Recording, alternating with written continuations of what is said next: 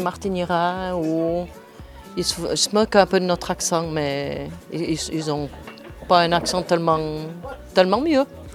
C'est pas tous les jours facile. C'est surtout pour les plus anciens, il y a un accent, des fois je suis obligée de faire répéter. Quand j'ai fait mon apprentissage d'assistant d'hôtel, j'avais mes cours à Montana et mes collègues m'appelaient la fille à l'accent parce qu'ils n'avaient jamais entendu un fort accent comme j'ai le mien.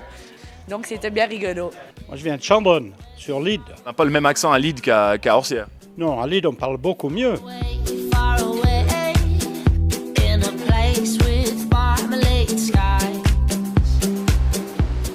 Qu'est-ce qu'il a de particulier l'accent d'Orsières?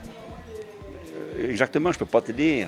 Chacun a son accent et puis voilà. C'est vrai que les autres nous disent qu'on a un fort accent, mais nous on s'entend pas parler. Donc c'est difficile de dire si c'est vrai ou bien pas. Il y a des termes, voilà, pas de son, ça va rien te dire, mais on dit souvent pas de son. Ça veut dire quoi ça? On va dire t'es un âne, pas de son, t'es un âne, voilà quoi. On dit qu'on est des furets de montagne. On nous appelle les orserins de plaine qui habitent à Fuy, et les furets de montagne, c'est ceux de Orsières. Je te demande abricot. Un abricot. Pour moi, abricot, je sais pas, c'est la même chose. Bernard, santé. Oui, je pense qu'effectivement, il y a des voyelles qu'on prononce différemment d'ailleurs. Alors par exemple, nous à l'Ide on dit la maison, et puis ils disent la maison ici. Pour nous, le patois d'Orsières, le moins spécial par rapport au W. Voiture, par exemple, ça s'écrit avec le W. Voulez-vous? En patois, ça se dit voilà ou ça s'écrit avec le W-O. Voiture. Je dois dire voiture?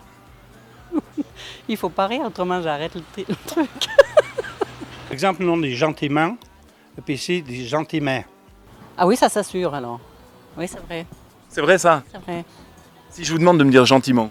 Gentiment. Gentiment.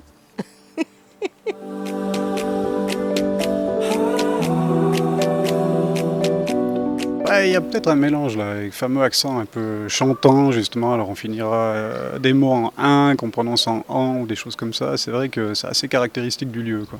Après on a encore 2-3 expressions du style finir les phrases avec un don.